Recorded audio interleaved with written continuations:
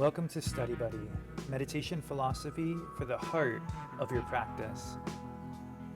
This is a live online discussion of ancient yogic texts amongst meditation practitioners in the Shambhavananda Yoga tradition. My name is Acharya Satyam, a resident teacher at Konalani Yoga Ashram in Hawaii, and I welcome you with love and respect.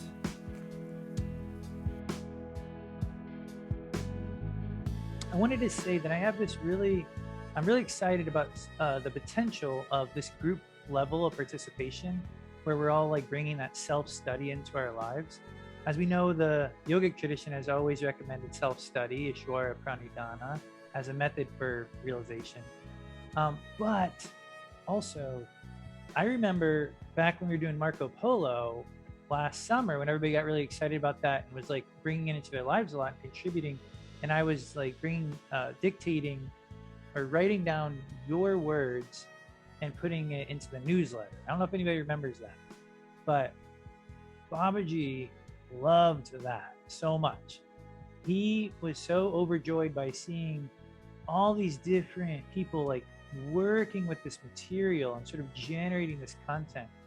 And I was thinking that this could be another opportunity for us to try that. So as you're writing in your reflections and as we're sharing in the next few minutes, consider writing it out, writing out that little paragraph, putting a little extra work into it, a couple of sentences, and emailing me with it. Because I think it would be amazing if we could have a little prompt and then some reflections from us in the newsletter. I remember Babaji, it was like the peak. I was like, oh my God, I think we finally achieved it, what he was seeking this whole time. So anyway, just putting that out there. But let's just dive into Sutra 3.36. So this is where we left off. The sutra, Veda Tirakskare Sargantara Karmatvam. The yogi drives away the field of difference, of differentiated perceptions, and enters into a new world of God consciousness. So we somehow are driving away difference, and that very act raises us up to an experience. The part one of our take-home pocket sutra had this quote: when you fix your awareness not in just two, but in three, you are carried to God consciousness and you become one with God consciousness. This triple awareness is the junction, the gap between any two actions, such as inhaling and exhaling, exhaling and inhaling. It goes on to say one step and another step, one event and another event. And so how did that go for you over the last couple of weeks? Where did you find that space between in your day, and how did that affect your experience in any situation in which it arose? So some quiet time here. If anybody would like to contribute, we can all just find our breath.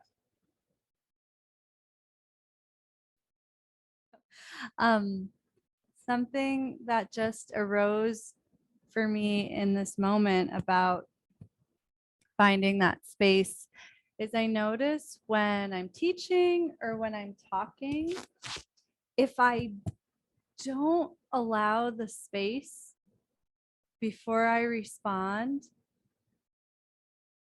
it's a lot more common that I'm responding like from my mind or like from a pattern. And if I can pause, and it can be even awkward, like to pause and like give that space. But if I allow myself to do that, I respond like from a totally different place. And what made me recall that was the pause that Satyam gave us just now. And it, sort of like he gave us that space, and it can be kind of uncomfortable, right? We're so used to like constantly having this fullness, constantly having the reaction. And in that like space of potential and feeling that like slight discomfort in myself, I realized how helpful that that discomfort can be in like becoming more present and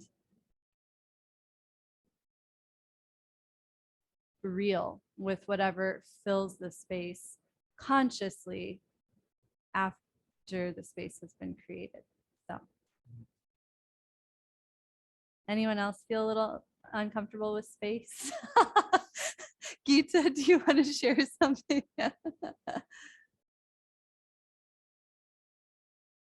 Yeah, I can identify with the uncomfortableness.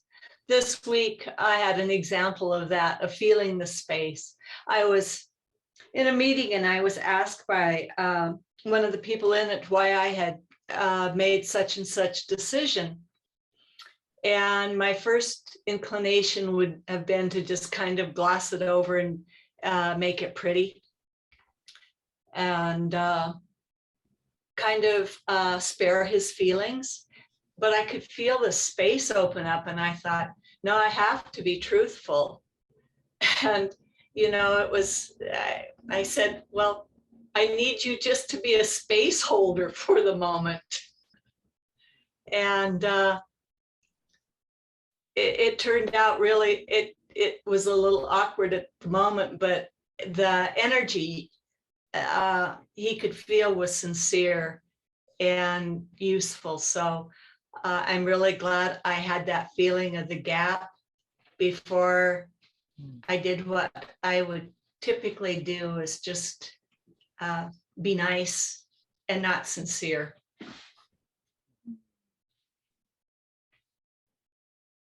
Do you want to? If you're feeling it, you can. Okay. But I think, yeah, I don't know if they'll be able to hear you. Thanks so much for sharing that, Geeta. This is really awkward. Yeah, it's amazing how even if the person that you were working with isn't a yogi, like how other people can really feel where you're coming from, and that you took the time to not just respond from a pattern, which is easier for us, easier for them, is congratulations, amazing. And I loved what you said, like you could feel that there was a space for something new to come through, or that something was bubbling up. And in order to feel that opening, you have to be really present, you know, otherwise we just miss it. We like walk right over it, you know, right into our pattern. And when we have the courage and the presence to do what you did, it's like often we're rewarded. It doesn't mean it's not uncomfortable, right? Because you guys do this practice, you know that we certainly don't avoid discomfort. But the reward came in like how things unfolded despite keeping it real and that being hard. Thanks so much for sharing. I saw lots of nods. Hey, Bob, go ahead.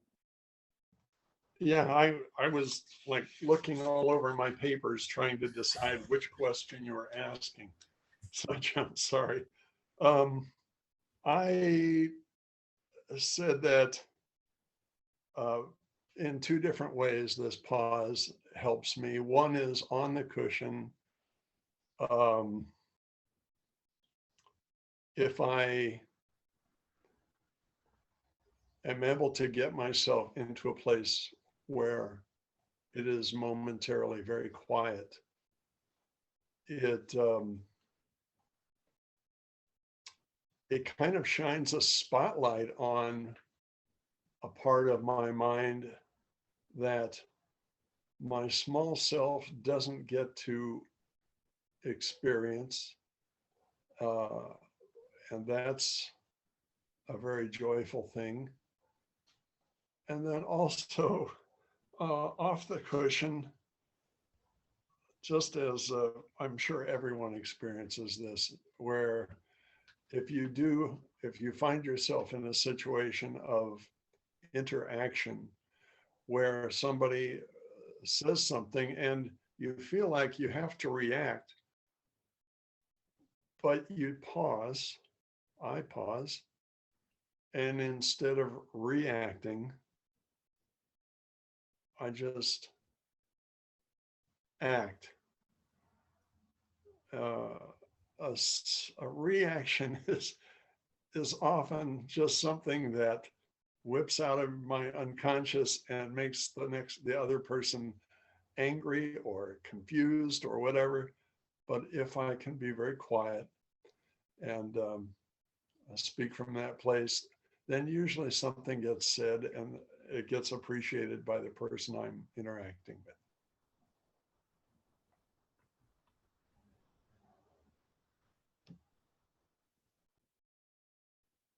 Thanks, Bob.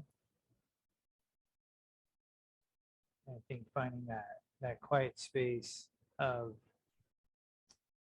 acting from the present and not from a pattern.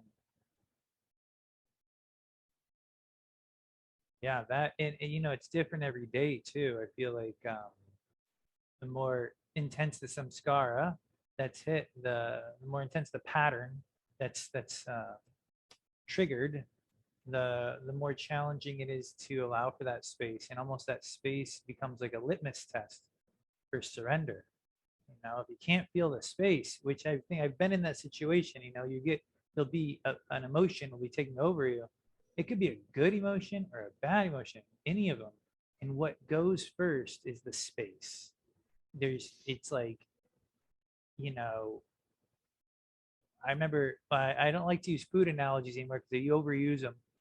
But, you know, it's just like, I remember eating cake once and being like, I can't wait to have another piece of cake. And I was like, I'm eating the cake. It's in my mouth right now. Why am I thinking about the next piece? It's literally in my mouth. This is the experience. And I was like, whoa, that's crazy. So, you know, it's like the space is the first thing that goes when we're like either really attached or the opposite. And they can be really upset and you're having this back and forth. And it's like, even just pausing for a minute is so hard because you just, it's just this, if you just, you know, so yeah, that space becomes a litmus test for surrender. Thanks for bringing that up.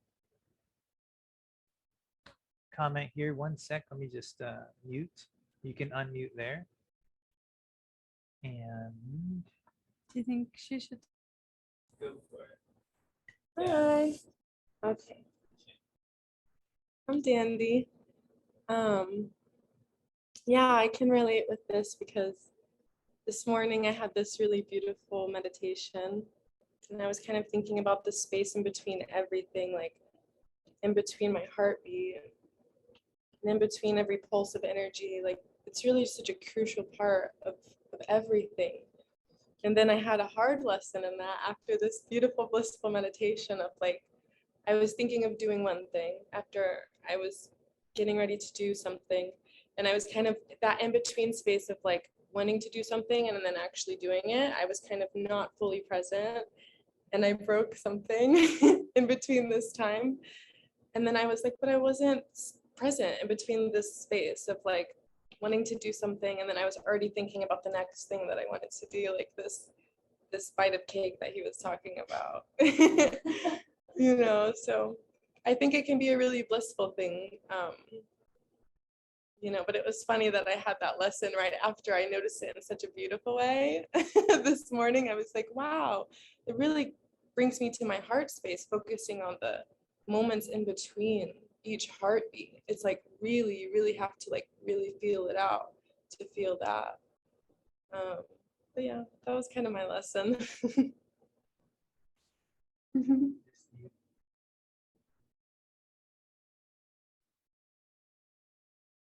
And you just let me know if you want to jump in. Yeah, again, another litmus test. It's that space between. We were literally in between breakfast and the morning meeting, and it was literally an in-between space, and it was just like rushing. And then, you know, but you grew from it. You know, it just like you worked with it. And I'm sure I was telling her, I was like, let's let this be the small thing we break today and learn from, and we don't have to break any bigger thing if we really breathe with this one. So anyway, thanks, Dandy. handling the space between activities. It's real. Hmm. Well, that's great. Any last comments on this before we move forward? I know there was another part to our reflections, but that one sort of took off there. And that's the time we have for that first one. If anybody last comments or questions.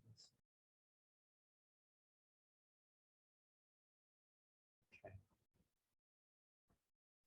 So again, just to plant the seed, if something really came through for you, even, I literally think the comments that we just had, all of them, would be very valuable if you took a few extra minutes of your day and just typed it out. I know you're like, well, he's not talking to me. I'm talking to you. And he's like, well, he won't know if I don't do it. Somebody else will do it. No one else will do it. If you don't do it, no one will do it. There's a story about that I could tell another time. It's called the wooden nickel. Anyway, so if you could do it and type it out and email it to me, wow, that'd be fun. Newsletter, Babaji. And it'll make Babaji happy. So happy. All right, so we're going to transition now to our new material, but let's give our minds a little break and just do a little bit of tension release just to sort of flush and prepare. And so for those of you, many of you know how to do this already, just go right into your work. I know there are some of us in the room that this might be the first time, but they could use a little guidance, so I'll guide a little. The hands are outstretched just above the floor, spine is long. Breathing in through the nose for 5 to 7 seconds and trying to visualize a crystal clear prana flowing in through the third eye, down the throat to the heart.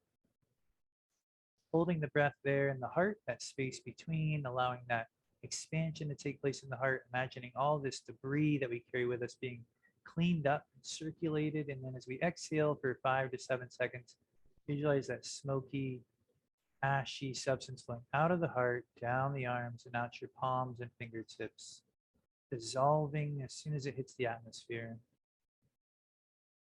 Continue with that pranayama and that visualization. 5 to 7 seconds in, something so clear and fresh. Pausing, that space between, feeling that expansion in the heart as the prana circulates and cleans out all the cracks. And for that same length of time, we'll be visualizing letting go of that smoky, ashy substance down the arms, out the hands. Continue at your own pace, a couple more breaths.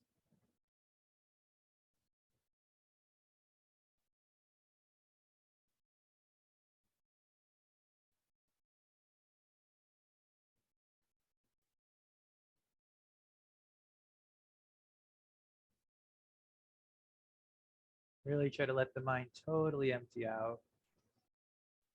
Let the heart become a focal point. Really feel how the exhale is a deep release. After your next one, just sort of let that last one really let it go. Flicking out fingertips, wiping off arms.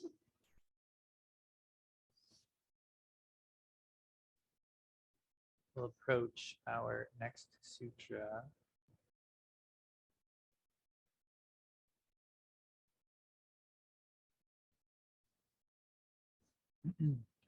Karaṇa śaktiḥ, svato'nubhavāt. Karaṇa śaktiḥ, svato'nubhavāt. Try it on your own. Okay. The power of creation is the experience of every individual.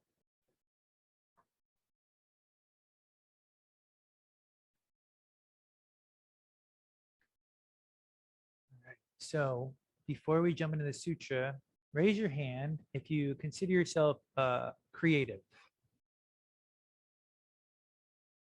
Okay. Keep your hand up. Raise your hand if you think you have an imagination. Raise your hand if you dream at night. Keep your hands up. Raise your hand if you've ever seen an animal in the clouds, a dragon, Ganesh. Yes. So that's all of us. And according to the Yogic tradition, we are all, if your hand is up, and now you can lower it. I know it's a long time. If your hand was up, you are considered a sentient being, and you have the power of creation. And it is absolutely a universal capacity, according to the Yogic tradition, that is shared by all of us. It's something we all have in common, and it's something we all have. You guys know the studies that say you ask a group of 5-year-olds if you're an artist or if you're creative, all of them raise their hand. And then you ask a group of 55-year-olds and not as many raise their hands. So we sort of just grow into this understanding that creative means certain external things. To the yogi, creativity is at the core of our very being. Unfortunately, though, our creativity is usually trapped at the surface of our reality. We tend to spend our time rearranging what's already been created instead of allowing new things to be created through us. The Yogic tradition teaches us how to recreate our lives through our actions, our thoughts, and eventually our very state of being. Pranayama and asana teach us how to create a better active life, better actions in our life. Mantra teaches us how to create clearer thinking, and meditation and working with our heart, literally creates a better state of being. And once we learn how to work with our actions, our thoughts, and our being, according to this sutra, we become our own source of happiness. This takes time, though, because we have to learn how to focus our awareness inside without an object. As the Vijnana Bhairava tells us, when you experience happiness, go to the source. Well, that takes a lot of practice. But when we're able to do that, the happiness begins to flow from the inside out. And in that way, we literally become our own wish-fulfilling tree. And that's not me talking, that's the end of this sutra talking. So let's jump into the text. Can I have a volunteer to read the first stanza? Radharani, how you doing? Can you read it for us? And Anandamal, you'll be next.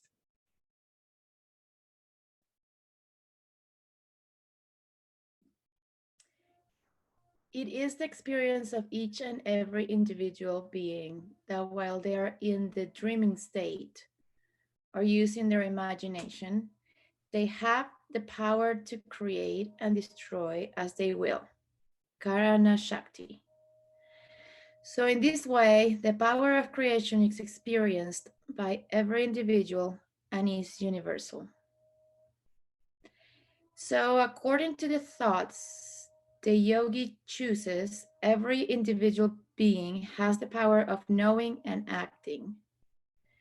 In this respect, it is said in the Pratyabhijna Karika. And sorry, there's a typo in it. Just read this last part again, but I'm sorry, for some reason I wrote it twice, but go ahead. Where? Just keep going from right where you're at. So according to... Okay, so according to the thoughts they choose, every individual being has the power of knowing and acting. Oh, I see what you said. That is... Yeah, thanks. And sorry about that, everybody, a little typo in there. So we're all creative beings. This creativity is experienced by every individual and is universal. And in this respect, jumping down to the bottom, according to the thoughts we choose, every individual has the power of knowing and acting. Meaning that we all have the power of creating our lives once we can work with our mind and work with our actions. The actions you choose, the thoughts you choose, they create your life. And I wanted to pull in this quote from the Buddha that is just one of those ancient quotes. Anandama, can you read this one?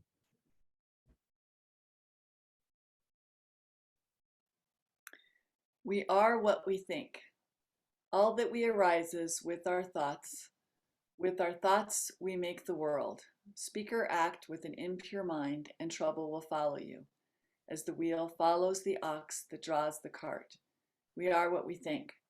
All that we are arises with our thoughts. With our thoughts, we make the world. Speak or act with a pure mind, and happiness will follow you as your shadow, unshakable. The Buddha. Thanks, Anandama.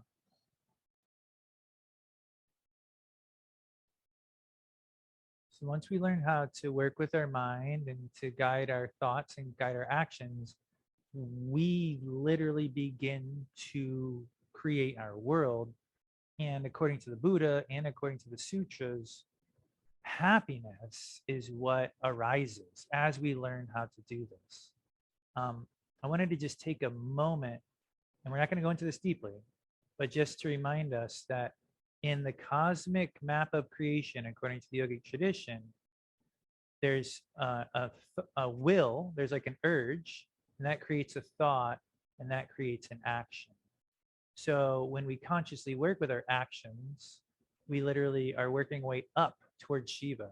When consciously work with our thoughts, and then eventually with our will, with our being.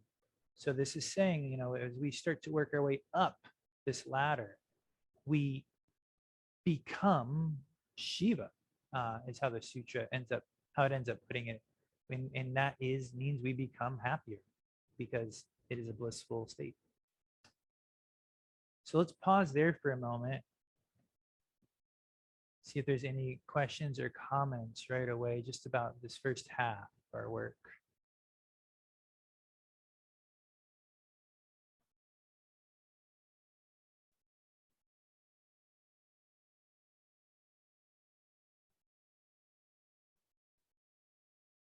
Sure, Radharani, go for it. So I feel like I've heard that a lot, like you create your world, you create your circumstances, and I've never really doesn't seem real to me, but lately, the last year, I've realized in a maybe in a mundane level, right? Like how you really create that. It's and thinking about the thoughts and how can you become happier, also depending on your thoughts. Like I've seen how in certain situations, each of us is the same situation, and each of us will have a completely different interpretation of that. And that's us creating our world. So it's like they say, like sometimes witness accounts are not reliable because literally each person can have a different story to tell from the same occurrence, like whatever is happening, depending on what my filter is. So I've seen this so much this last year at many different work situations that it's really like have come to life a little bit to me, like how I can decide how I want to see that situation, if I want to put more filters and make it a little murkier, or if I want to, if my thoughts can be a little more forgiving and being a little clearer. And it has helped me become a little, I don't know if happier, but less emotionally, going up and down with situations that I don't have to interpret everything. I can just maybe, I don't know if I'm explaining myself very well, but not let my thoughts lead me through the wrong path just because I want to go down there, but just let things go and maybe think about the pause, just pausing a little more and letting things be. So this is one of those things that for years I've been like, how's that possible? You create your world. That sounds weird to me. But in a small and mundane level, I think you could really create certain situations. I'm so glad you brought it up, because I think that this is one of the sort of the classic, you might call it cliche, but not with a negative intonation, but just something we've heard when we hear sort of from a lot of different sources. You create your own reality. And for me, the experience of the sutra has been, I started there and I was like, it didn't really hit me. And then I started looking around and watching at the energy I put into it, the energy we are actively putting into creating our reality, whether we realize it or not. You know, the thoughts that we focus on, we're choosing to focus on and refocus on and refocus on and refocus on. And it's literally like recreating this world constantly.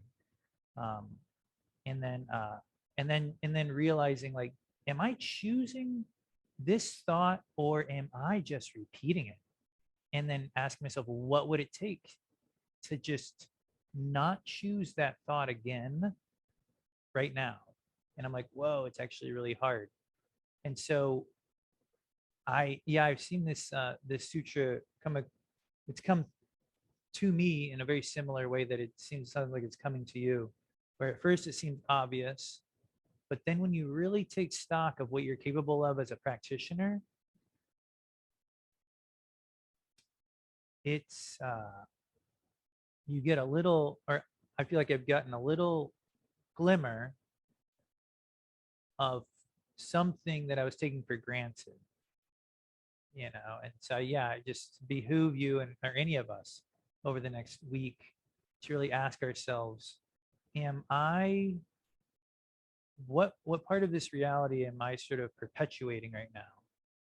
You know, what part of am I choosing these thoughts? Am I choosing this action, or am I reacting, as Bob was telling us? Anyway, it's something worth considering. Because according to the Yogic tradition, that's where we start. According to the Buddha, that's where you start. Start with your actions, start with your thoughts. You know, move smoothly through your day. Do mantra through your day and ask yourself, am I creating my reality right now? Is this working? You know, be a scientist. Put it to the test. Sometimes until you put something to the test, you're not even paying attention.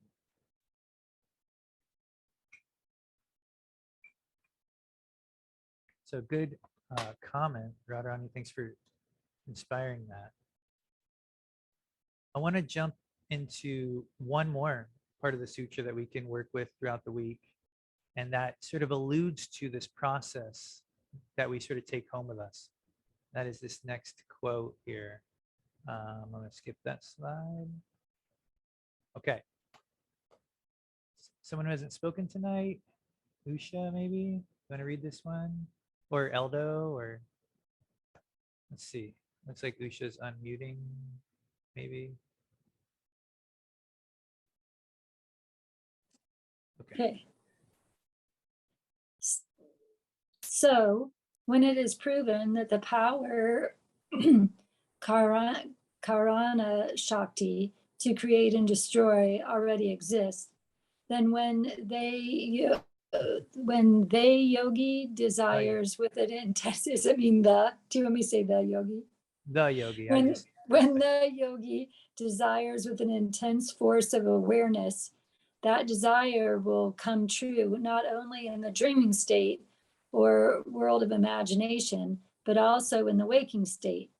It is also said in the Tattva Garbha that those individuals who are masters of the dreaming state and the world of imagination discard the absence of the establishment of awareness and secure and strengthen the power of their awareness. Then their desire becomes just like the heavenly wish-fulfilling tree. Thanks, Usha.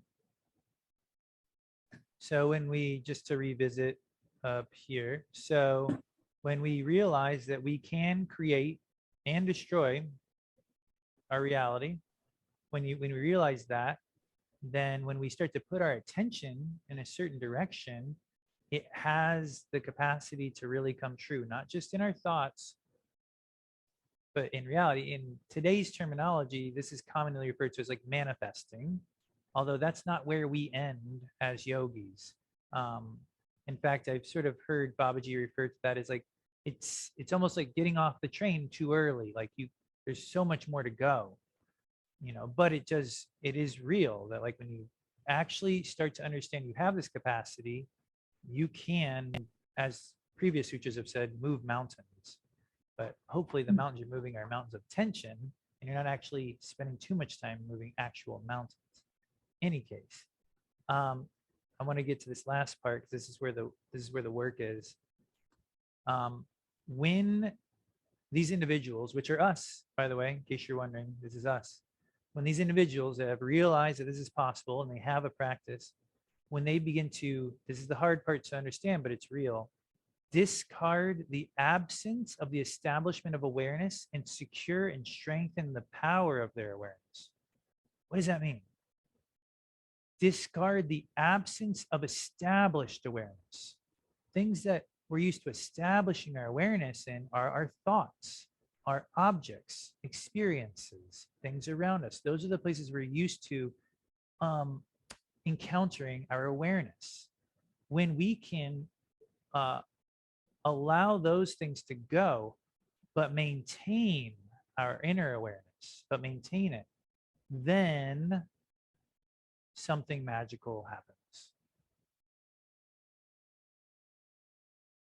So when we can surrender the object, for example, as the Vijnana Bhairava says, when we're experiencing happiness, when we can surrender the object just for a moment and go to the source of that happiness that is not the object, that is a powerful practice. It literally brings you to the source of joy inside. And that practice becomes the wish-fulfilling tree. Because if you can do that practice, you can find your happiness in any setting. And isn't that all the wish-fulfilling tree is? Anything you ask a wish-fulfilling tree for, you're asking so it'll make you happy, right? So it's not really about the object the tree gives you. The magic of the tree is that it can bestow happiness.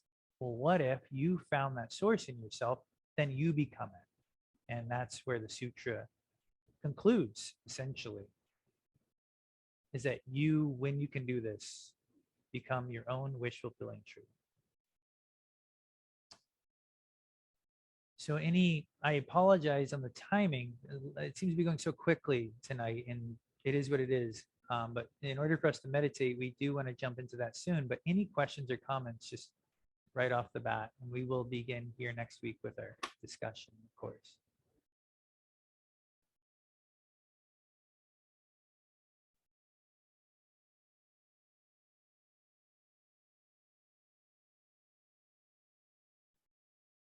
As we meditate tonight, we're going to literally try to put this into action to try to work and find that state of awareness inside that's free of objects, but yet is radiant.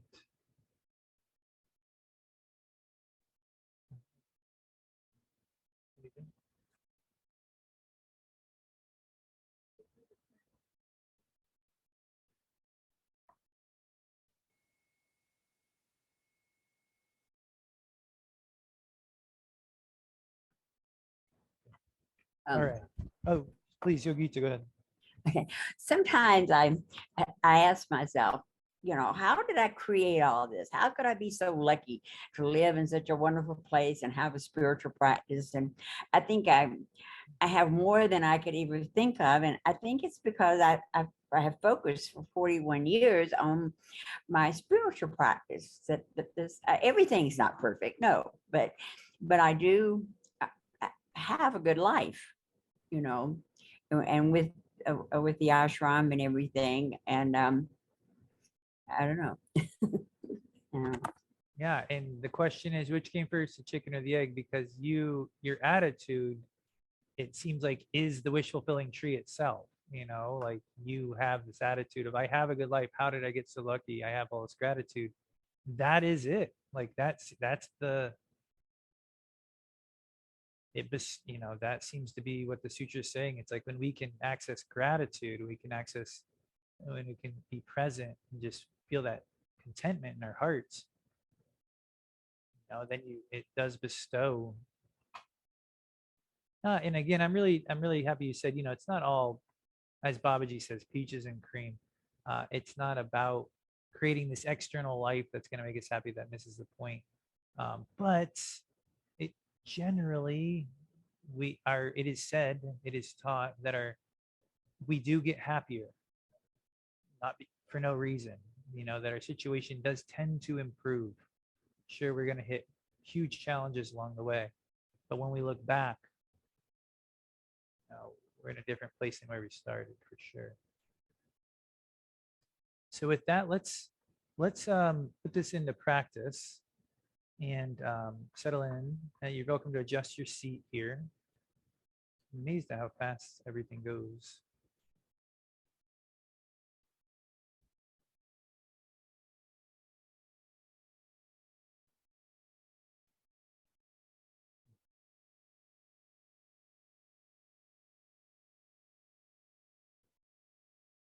So working our way up the tattvas,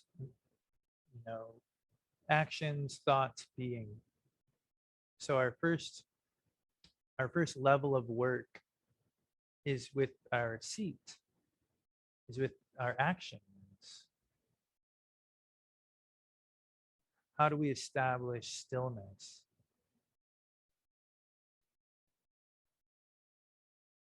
Now, ideally, stillness is not a reflection of our effort, of our grip, but stillness is actually a reflection of the most harmonious way of being in the present in a given moment.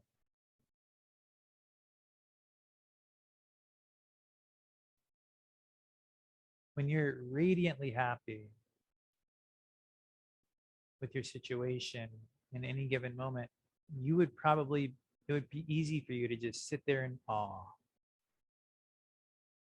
observing pure beauty, a beautiful sunset. You wouldn't even think about stillness, yet you would probably just be still.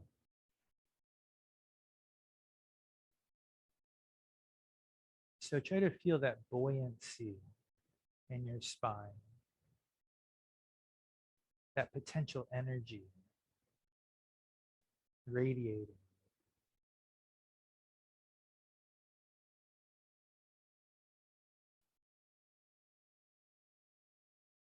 You're not gripping. You're, as Babaji might say, you're floating on the head of a pin. You're balanced.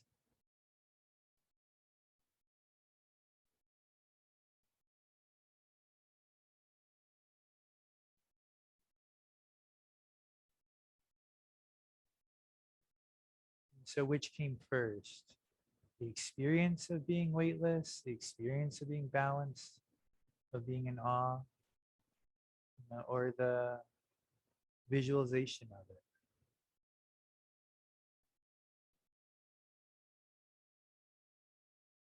You created a reality.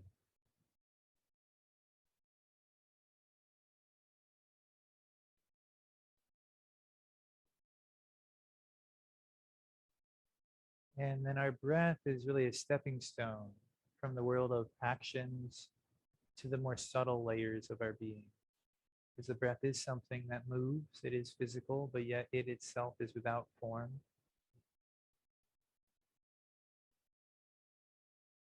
And so feel the breath as you feel your body breathing, right?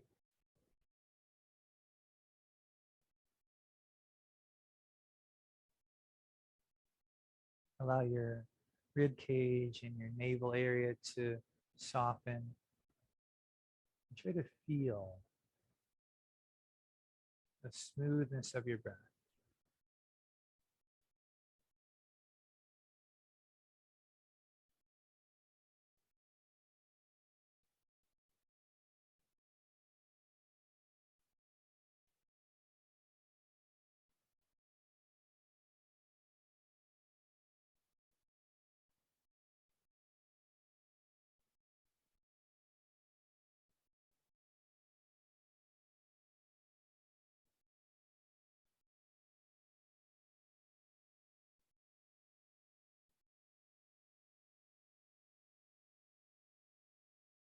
As you move your breath smoothly, your breath itself becomes smoother.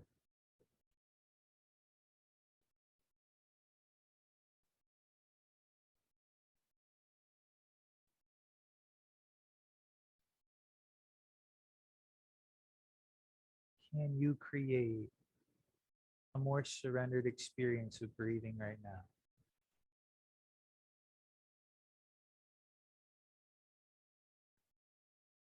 Or are you bound to the breath that you're bound to?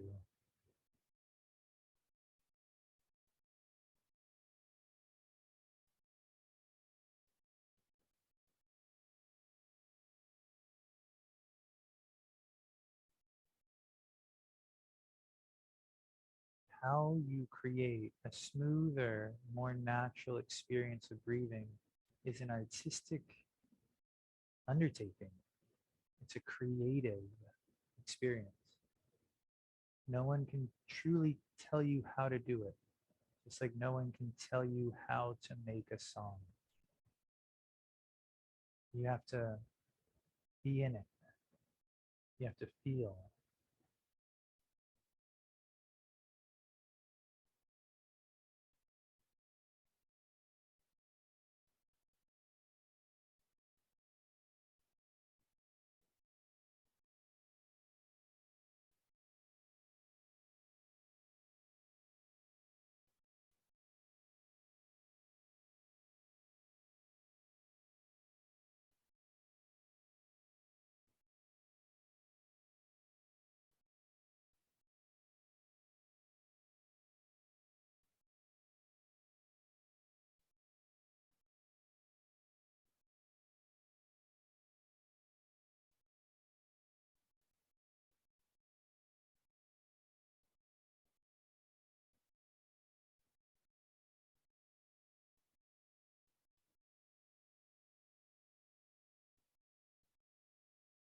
Notice the pauses between the breath.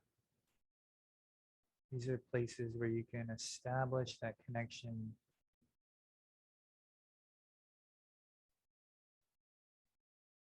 And then as the breath moves, it'll flow through that connection.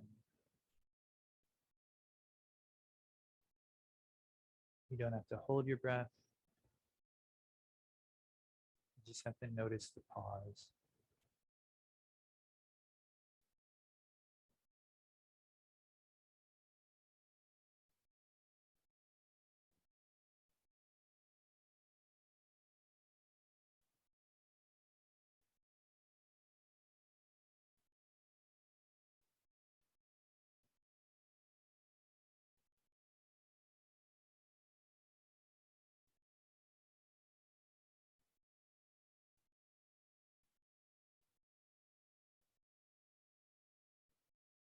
Bringing the mantra hum to the inhale, sa to the exhale.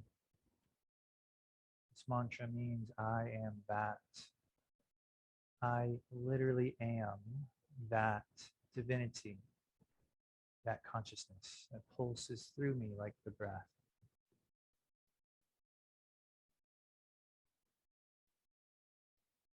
Other thoughts will arise. The thoughts you choose become your reality. Can you choose the mantra? Can you repeat it in that way that really reflects its majesticness? I am that. Hum sa.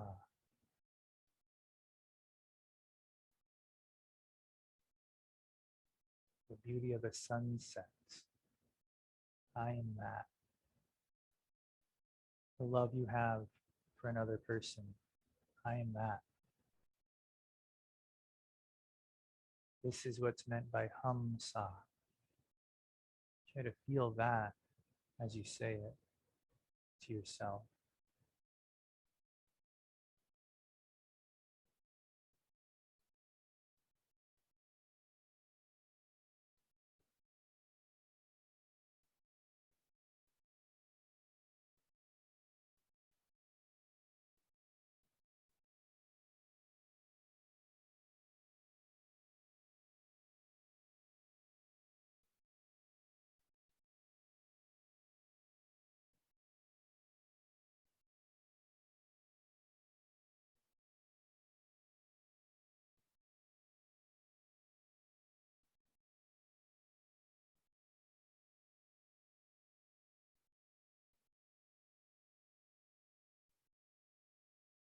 you are creating a new reality right now.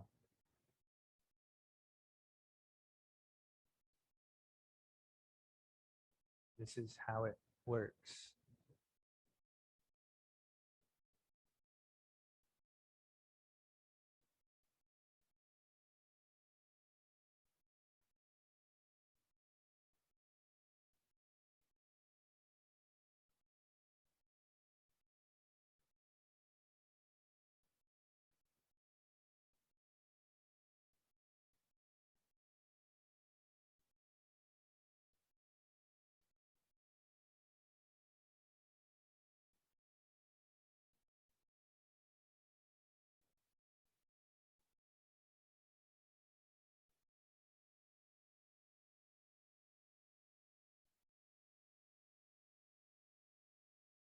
Allow your awareness to sink down towards the heart.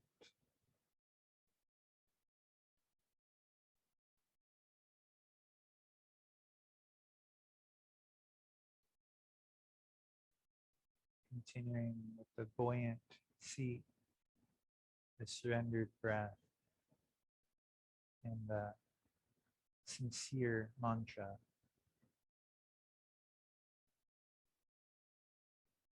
We can bring all of that awareness to our heart. Each inhale draws your focus to the heart naturally. And each exhale, the heart radiates that awareness, expands with that awareness.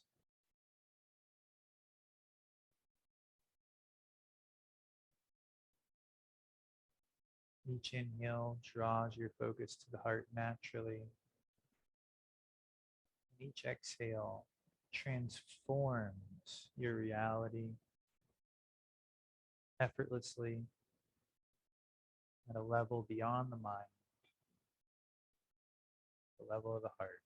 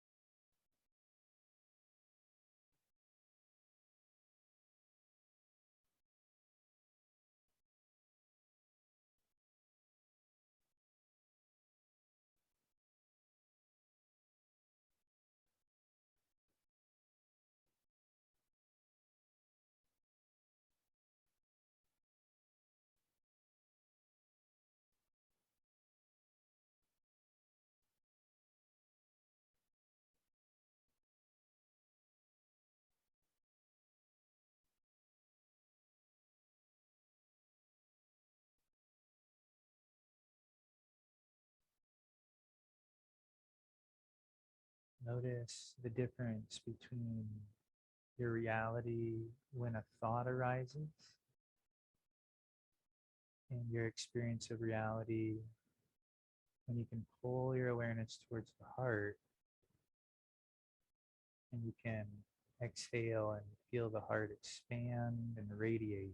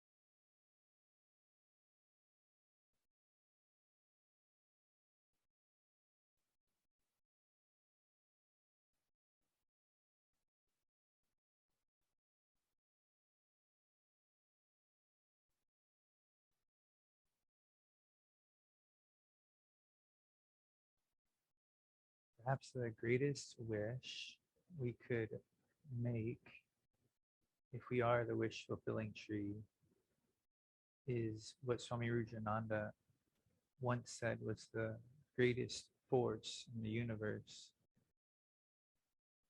We deeply wish to grow.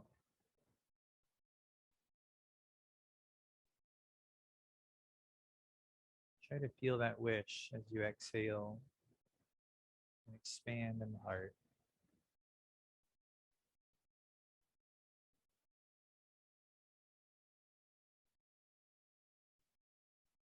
Repeat that wish silently to yourself this last minute.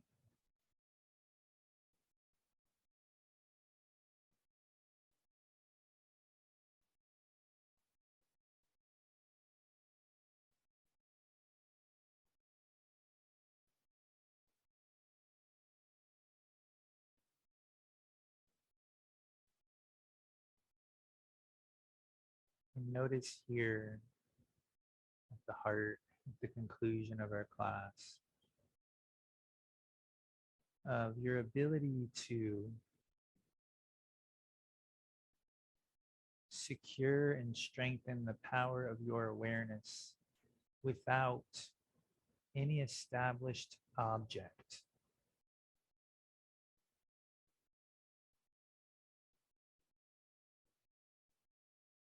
How it is possible. How it is our practice. So there are so many ways to do it, and I look forward to hearing how it rises up for you in your life. This ability to move and act consciously, to work with the power of your thoughts consciously, or to work with this creative power of your being. So we'll conclude there. Namaste. As is becoming the norm, look for the Pocket Sutra download. It'll be up probably later today, but definitely by tomorrow morning. I'll have the link on Facebook for Sangha friends at the ashrams. Perhaps it'll be printed out for you. And in any case, we'll be meeting next week to talk about this work and see how it went for you. So thanks again for your focus. Namaste. Jai Jai Hanuman, Jai Jai Sitaram.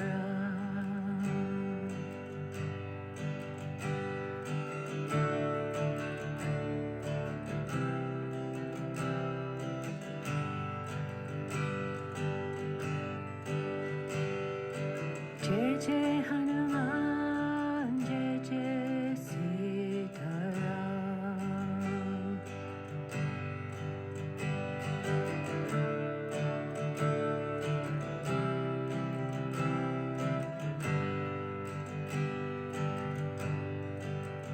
Jai Jai Shri Ram Sitaram, Jai Jai Shri Ram Sitaram.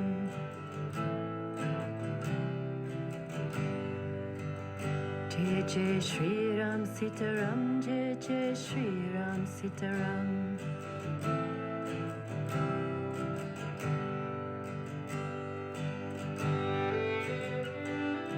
Jai Jai